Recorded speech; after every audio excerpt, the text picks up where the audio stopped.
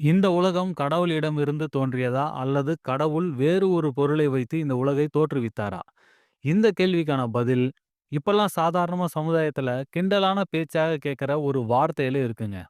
அது என்னன்னா, பங்கம் பண்ணிட்டான், பங்கமா கலாய்ச்சிட்டான்னு சொல்றாங்க இல்லீங்களா? அதுல இருக்கிற பங்கம்ன்ற வார்த்தை தான் அது. பங்கம் அப்டின்னா சேறுன்னு அர்த்தம். பங்கயம் அப்டின்னா தாமரை அப்டின்னு அர்த்தம்.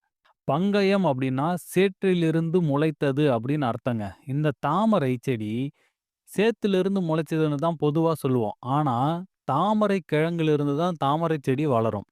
அந்த தாமரை கிழங்கு நம்ம கண்ணுக்கு தெரியாததுனால சேத்திலிருந்து முளைச்சதா சொல்றோம்.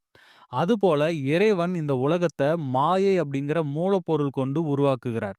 ஆனால் அந்த மாயை என்கிற மூலப்பொருள் பற்றி நமக்கு பெரும்பாலும் தெரியறதில்ல.